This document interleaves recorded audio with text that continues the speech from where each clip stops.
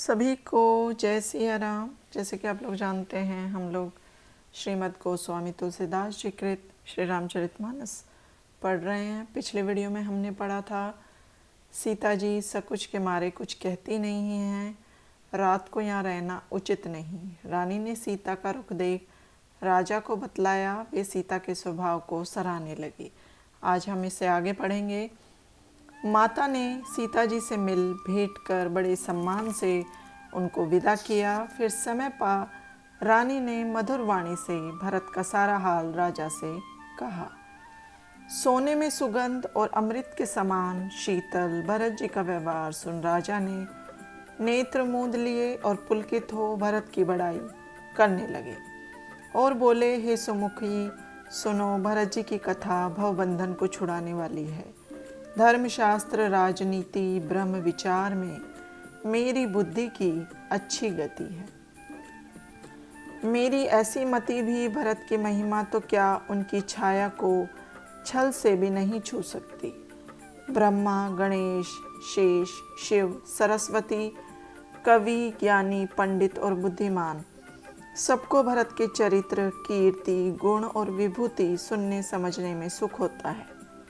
वे गंगा जी के समान पवित्र हैं और संवाद में अमृत को भी मात करते हैं। भरत जी उपमा रहित है, भरत के समान तो केवल भरत ही है। ऐसा जान कवियों की बुद्धि ऐसे सकुचा गई जैसे सुमेरक को एक शेर के बराबर तोलने से होती है। भरत जी के गुणों का वर्णन करना ऐसे कठिन है जैसे बिना जल के मछली का चलना। हे रानी, भरत की महिमा राम जी जानते हैं, पर वे भी कह नहीं सकते। भरत के स्वभाव का वर्णन कर पत्नी के मन की रुचि देख राजा ने फिर कहा कि लक्ष्मण लौटे और भरत वन को जाए, यही मन में है और सबको हितकर है। परंतु हे देवी, भरत जी और राम जी की प्रीति में तर्कना नहीं हो सकती। यद्यपि भरत जी स्नेह और ममता की सीमा है, तो राम जी भी समता की सीमा है। भरत ने परमार्थ स्वार्थ की और स्वप्न में भी नहीं देखा। मुझे भरत का यही मत दिखता है कि राम जी के चरणों में प्रेम होने से सब साधन सुलभ है। राजा जनक ने बिलख कर कहा कि भरत भूल कर स्वप्न में भी राम की आज्ञा को नहीं टालेंगे। इससे स्नेहवश होकर चिंता मत करो। राम और भरत के गुण कहते हुए राजा रानी की रात पल के समान बीत गई। सवेरे दोनों राजसमा आगे स्नान कर देवताओं की पूजा करने लगे। नहाकर राम जी गुरु के पास गए और चरणों में प्रणाम करके बोले, हे नाथ, भरतपुरवासी और माताएं शोक से व्याकुल और वनवास से दुखी हैं। समाज सहित मिथिलेश को कष्ट सहते बहुत दिन बीत गए हैं, इसलिए हे नाथ, आप उचित हो सो कीजिए। आपके ही हाथ में सबका हित है। ऐसा कह राम जी सकुचाए। उनकी शीतलता देख वशिष्ठ जी पुलकित हो बोले, हे राम, तुम्हारे बिना सुख दोनों राजसभाओं के लिए नरक के समान है। हे राम, तुम प्राणों के प्राण, जीवों के जीव और सुखों के भी धाम हो। तुम्हें छोड़ जिन्हें घर सुहाता है, उनके विधाता निसंदेह प्रतिकूल है। वह सुख, धर्म और कर्म जल जाए जहाँ राम जी के चरणों में प्रेम ना हो। वह योग कुयोग है, ज्ञान अज्ञान है, जहाँ राम जी का प्रेम प्रधान नहीं है।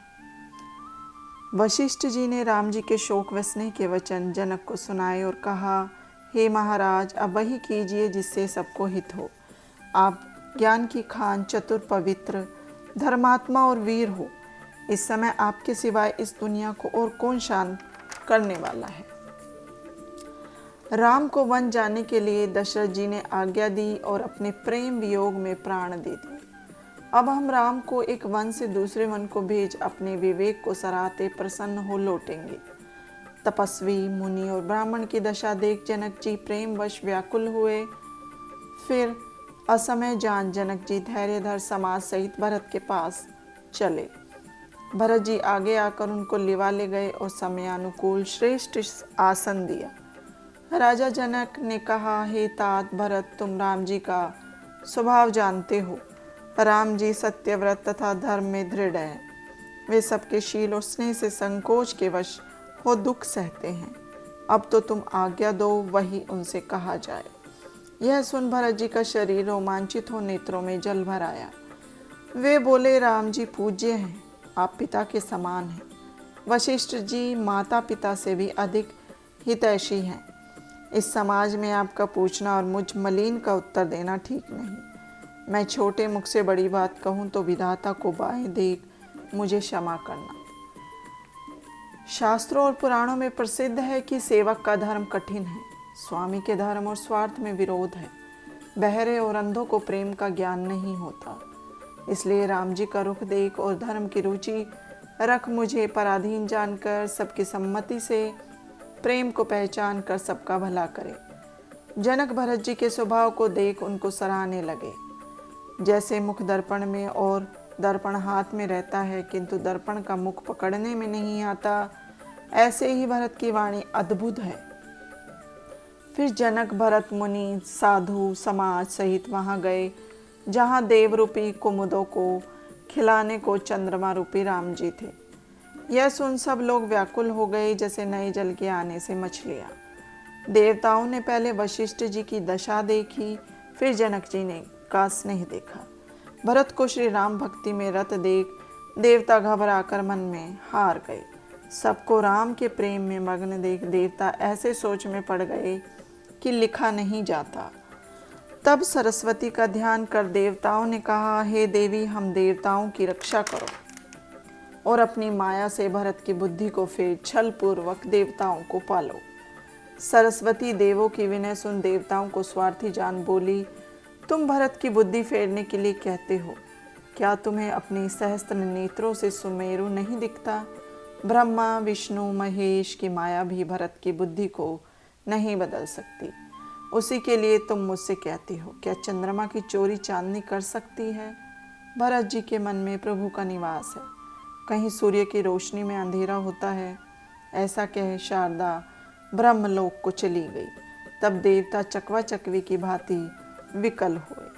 तब समय धर्म और समाज के अनुकूल वशिष्ठ जी कहने लगे।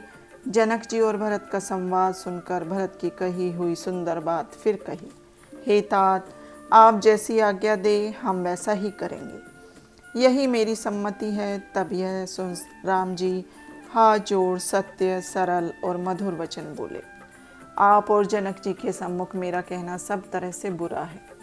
आपकी और जनक जी की जो आज्ञा होगी, आपकी शपथ है, वह सब मेरे सिर पर होगी। राम जी की शपथ सुन जनक जी और वशिष्ठ जी सकुचा गए। सब लोग भरत के मुंह की ओर देखने लगे, किसी से कुछ उत्तर देते नहीं बना। भरत जी ने सभा को संकोचित देख, धैर्य धारण कर बुरा समय देख अपने प्रेम को संभाला, जैसे अगस्त्य मुनि ने बढ़ते हुए विंध्याचल को रोका था। सरस्वती का ध्यान करते ही हृदय रूपी मानसरोवर से निकलकर मुख कमल में ज्ञान धर्म और नीति से युक्त भरत जी की वाणी रूपी हंसनी विराजमान हुई। अपने ज्ञान रूपी नेत्रों से स्नेह से शिथिल सभा को भरत जी ने देखा। फिर प्रणाम करके सीता जी और रामचंद्र जी का स्मरण कर भरत जी बोले, हे प्रभु, मेरे माता पिता मित्र गुरु स्वामी पूज्य और परम हितकारी सब आप ही हैं। आप अंतर्यामी सरल स्वभाव वाले, दीनों के रक्षक, सर्वज्ञ और चतुर हैं। समर्थ शरणागत के हितकारी, गुणों के ग्राहक और पापों के नाशक हैं। हे स्वामी, आपके समान आप ही हैं और स्वामी का द्रोही भी अपने तुल्य मैं ही हूँ। हे नाथ, अपनी कृपा और भलाई से आपने मेरे साथ भलाई की। मेरे दोष भी भूषण के सदृश्य हो गए और मेरी बड़ाई चारों ओर फैल गई। ऐसे भी आपकी प्रशंसा सुन सामने आए तो एक ही बार प्रणाम करने में आपको उनको भी अपना लिया। उनके दोष देखकर भी कभी हृदय में नहीं लाए, बल्कि गुण सुनकर साधु मंडली भी में प्रशंसा की। ऐसा स्वामी कौन है जो सब साज सजाकर सेवक की रक्षा करे, अपने द्वारा सेवक के प्रति किए कार्य का ध्यान न करके उसके संकोच की मन में सदा चिंता करते हैं। ऐसा आपके सिवाय और कोई नहीं है। यह भुजा उठाकर कहता हूँ, पशु नाचने और तोते पढ़ने में चतुर होते हैं, इससे गुण की गति शिक्षक के अधीन होती है। ऐसे ही मुझ दास को आपने सुधार कर साधुओं का शिरोमणि बना दिया। हे कृपालु, आपके बिना सुधारने की वृद्धावली का कौन पालन करेगा? बाल स्वभाव से सोच और प्रेम के कारण आपकी आज्ञा न मान यहाँ आया हूँ। तब भी हे कृपालु, आपने सब भांति से मेरी भलाई की है। आपके मंगल मूल चरण देखे तथा स्वामी को अनुकूल पाया। इस समाज में अपने भाग्य को भी बड़ा देखा कि भूल हो जाने पर भी स्वामी का प्रेम है। कृपा और अनुग्रह से सब अंग अघा गए। हे कृपानाथ, आपने जो किया सो सब अधिक ही है।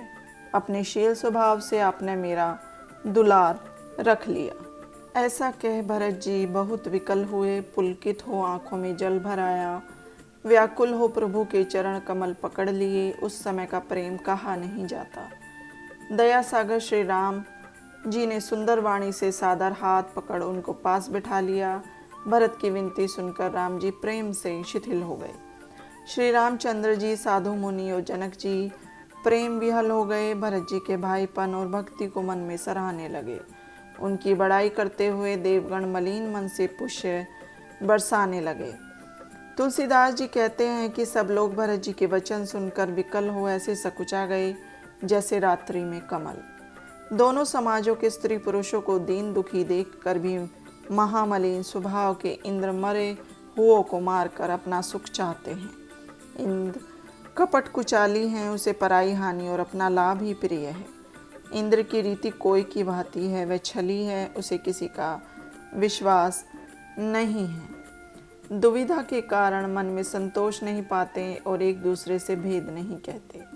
यह देखकर मन में हंसकर राम जी कहने लगे, कुत्ता, इंद्र, युवक स्वभाव बराबर है। भरत, जनक, मुनिगण, मंत्री, ज्ञानी और साधुओं को छोड़कर अन्य सभी मनुष्यों को जो जिस योग्य था इन सब पर वैसे ही देव माया लग गई। राम जी ने लोगों को अपने स्नेह तथा इंद्र के कपट से दुखी देखा। तभी राजा जनक, गुरु, ब्राह्मण और मंत्री सबकी मति को भरत की भक्ति ने बांध दिया। सब चित्र लिखे से राम जी को देख रहे थे। सकुचा कर सिहाय हुए से बोलते हैं। भरत की प्रीति, नम्रता और यश सुनने में सुखदायक और कहने में कठिन है। जिनकी तनिक भक्ति देख मुनि और जनक जी प्रेम मगन हो गए। उन भरत की महिमा तुलसीदास कैसे कहे। उनकी भक्ति के बल से हृदय में सुबुद्धि हुलसती है। अपने को छोटा और भरत जी की महिमा को बड़ी जान बुद्धि सकुचाती है। गुण कह नहीं सकती, बुद्धि की गति बाल वचन के समान हो गई है। भरत जी का यश निर्मल चंद्रमा है। वह भक्तों के हृदय रूपी आकाश में उदय हुआ है। उसे कवियों की मति चकोर की भांति एकटक देख रही है। सरस्वती के सर्वस्व ऐसे वचन बोले जो परिणाम में हितकारी और सुनने में शीतल थे। हे भरत, तुम धर्म धुरंधर, लोक वेद के ज्ञाता और चतुर हो। हे तात, मन कर्म वचन से निर्मल तुम्हारे समान तुम ही हो। गुरुजनों के समाज में ऐसे खोटे समय में छोटे भाई के गुण कैसे कहे जाए। तुमको सबका मर्म विदित है। अपना और मेरा हित भी तुमको मालूम है। मुझको तुम पर भरोसा है, फिर भी समय के अनुसार कहता हूँ। हे तात, पिता के बिना हमारी सब बात केवल कुल गुरु की कृपा से ही बनी है, नहीं तो प्रजापुरवासी कुटुंब सब हम समेत दुखी हो जाते। राजकाज, लाज, प्रतिष्ठा, धर्म, भूमि, धन, धाम, इन सब का गुरु के प्रभाव से पालन होगा और परिणाम भी भला होगा। समाज सहित हमारी व तुम्हारी घर और वन में गुरु की कृपा ही रक्षक है।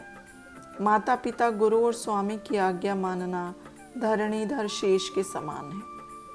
यह विचार और संकट सह प्रजा व परिवार को सुखी करो। सब भाई मेरी इस विपत्ति को बटा लो। परंतु तुम्हें 14 वर्ष तक बड़ी कठिनाई है। तुम्हें कोमल जान कठोर वचन कह रहा हूँ। कुसमय में यह अनुचित बात नहीं। कुठोर में भले भाई ही सहायक होते हैं। वज्र के आघात को हाथ ही रोकता है। सेवक हाथ, पैर और नेत्रों के समान तथा स्वामी मुख के समान होना चाहिए। तुलसीदास जी कहते हैं कि प्रीति की रीति देख सुकवि उनकी सराहना करते हैं। प्रेम रूपी अमृत से सनी हुई राम जी की वाणी सुन सारे समाज ने मानो प्रेम की समाधि सी लगा ली। यह दशा देख कर सरस्वती ने चुप्पी साध ली। भरत को अपार संतोष हुआ। स्वामी के अनुकूल होने से दुख दोष दूर हो गए। मन का सोच मिट गया, मानो गूंगे पर सरस्वती की कृपा हो गई हो। भरत जी प्रणाम कर हाथ जोड़कर बोले, हे नाथ, मैंने साथ जाने का सुख पा लिया और जगत में जन्म लेने का लाभ भी पा लिया। मेरे मन में एक मनोरथ है जो भय, डर और लज्जा से कहा नहीं जाता। हे भाई कहो। तब राम जी की आज्ञा पाकर भरत जी प्रेम पूर्वक बोले, चित्रकूट में मुनियों के स्थान, तीर्थ, सरोवर, नदी, झरने आदि पवित्र पर्वत तथा विशेषकर आपके चरण चिन्हों से विभूषित भूमि को आज्ञा हो तो देखाऊं। राम जी बोले, हे तात, अत्रि मुनि की आज्ञा से निर्भय हो वन में विचरो। मुनि की कृपा से यह वन मंगलदायक, पवित्र और सुहावना है। अत्रि जी जहाँ आज्ञा दे उसी स्थान पर तीर्थों का जल रख देना। राम जी के वचन सुन भरत ने प्रसन्न होकर मुनि के चरणों में सिर नवाया। अब सुंदर मंगलों की जड़ भरत जी और राम जी का संवाद सुनकर स्वार्थी देवता सूर्यकुल की सराहना करते हुए प्रसन्न हो पुष्प बरसाने लगे। भरत जी धन्य हैं, स्वामी राम जी की जय हो। सब देवता प्रसन्न हो। कहते हैं, मुनि व जनक जी आदि की सभा में भरत के वचन सुन बड़ा उत्साह हुआ। भरत जी और राम जी के स्नेह को देख जनक पुलकित हो प्रशंसा कर रहे हैं। सेवक और स्वामी की प्रीति का पवित्र नियम भी अति पवित्र है। राम जी की माता ने दुख सुख समान समझ गुण दोष के रानियों को समझाया। एक रघुनाथ जी की बड़ाई करते हैं, एक भरत को सराहते हैं। तब अत्रि मुनि ने भरत जी से कहा, पर्वत के निकट एक सुंदर कुआं है, उसी में यह पवित्र निर्मल और अनुपम तीर्थों का जल रखिए। अत्रि की आज्ञा पा भरत जी जल के सब पात्रों को लिवा ले चले और शत्रुघ्न अत्रि मुनि तथा साधु के सहित वहां गए जहां वह अथाह कुआं था। उस जल को पुण्य स्थान में रखवाकर अत्रि मुनि ने कहा, हे तात, यह स्थान अनादिकाल से सिद्ध है। जो लुप्त हो गया था उसी को विदित नहीं, किसी को विदित नहीं है। तब सेवकों ने जल रखने के लिए एक खास कुआं बना दिया। दैव योग से संसार का उपकार हो गया। धर्म का विचार जो कठिन था सुगम हो गया। पवित्र तीर्थों के जल के योग के कारण लोग इसे भरतकूप के नाम से पुकारेंगे। जो मनुष्य इसमें स्नान करेंगे वे मन कर्म वचन से निर्मल हो जाएंगे। इस प्रकार कुएं की महिमा कहते हुए सब लोग वहां गए जहाँ श्री राम जी थे।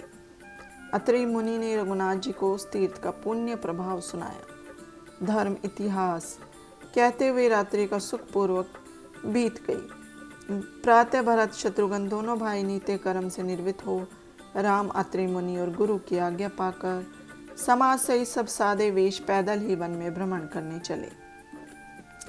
कोमल चरणों से बिना जूतों के चलते हैं तब पृथ्वी भी सकुचाकर कोमल हो गई। कुश, कांटे, कंकड़, गड्ढे आदि कठोर वस्तुओं को छिपाकर पृथ्वी ने कोमल मार्ग बना दिया और शीतल मंद सुगंधित पवन बहने लगी। भरत जी को राम का प्यारा जान देवता पुष्प वर्षा कर बादल छाया करके वृक्ष फल फूल से तृण कोमलता से पक्षी सुंदर वाणी बोलकर उनकी सेवा करते हैं।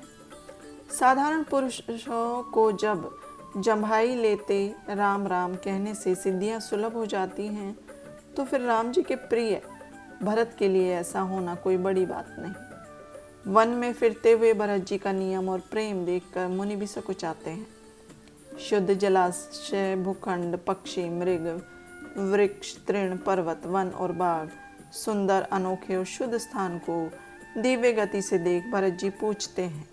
अत्रि मुनि भी प्रसन्न हो उनके नाम, गुण और पुण्य को कहते हैं। भरत जी कहीं नहाते, कहीं प्रणाम करते हैं, कहीं शोभा देख प्रसन्न होते हैं, कहीं मुनि की आज्ञा पा बैठकर सीता राम का ध्यान करते हैं। 5 दिन में भरत जी ने सब तीर्थ स्थान देख लिए। भगवान विष्णु और शिव जी का सुंदर यश कहते सुनते वह दिन भी बीत गया और शाम हो गई। प्रातः का स्नान कर भरत जी, ब्राह्मण और जनक का सब समाज आ जुड़ा। आज विदा के लिए अच्छा दिन है, ऐसा मन में जान राम जी कहने में सकुचाते हैं। राम जी, गुरु, जनक जी, भरत और सभा को देख सकुचाकर पृथ्वी को देखने लगे। सारा समाज उनको सराहता है। राम जी के समान संकोची कहीं नहीं है। भरत जी प्रभु की इच्छा देख प्रेम सहित उठे और हाथ जोड़कर प्रणाम करके कहने लगे, हे नाथ, आपने मेरी सभी इच्छाएं रखी, मेरे ही कारण सबने दुख सहे, आपने भी बहुत दुख पाए। हे नाथ, अब आप मुझे आज्ञा दीजिए कि अवधि भर 14 वर्ष तक अयोध्या का सेवन करूं। हे दीन दयालु, जिस उपाय से यह दास फिर आपके चरणों को देखे, हे कौशलाधीश कृपालु, अवधि तक भरत के लिए वही सीख दीजिए। हे नाथ, नगरवासी, कुटुंबी और प्रजा सब प्रेम के कारण पवित्र रस से युक्त है।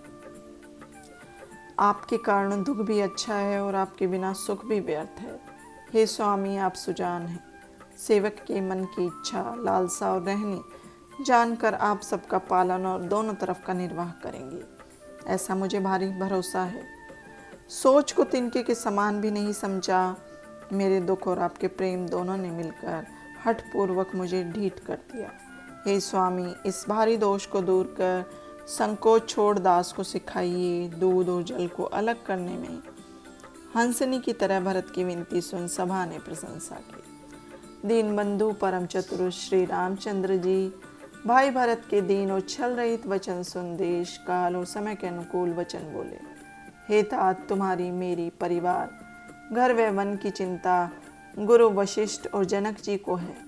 हमारे सिर पर वशिष्ठ जी व जनक जी हैं, तब हमें तुम्हें स्वप्न में भी कलेश नहीं। मेरा और आपका पुरुषार्थ, स्वार्थ, सुयश, धर्म इसी में है कि हम दोनों भाई पिता की आज्ञा पालें। लोक वेद दोनों में राजा की भलाई से ही भला है।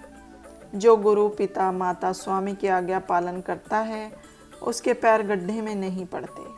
ऐसा विचार सोच को त्याग अयोध्या जा, अवधि तक प्रजा पालन करो। देश, खजाना, पुरवासी और परिवार का भार तो गुरु जी के चरणों पर है। तुम मुनि, माता और मंत्रियों की शिक्षा मान पृथ्वी और प्रजा को पालो। सभी को जय सिया राम।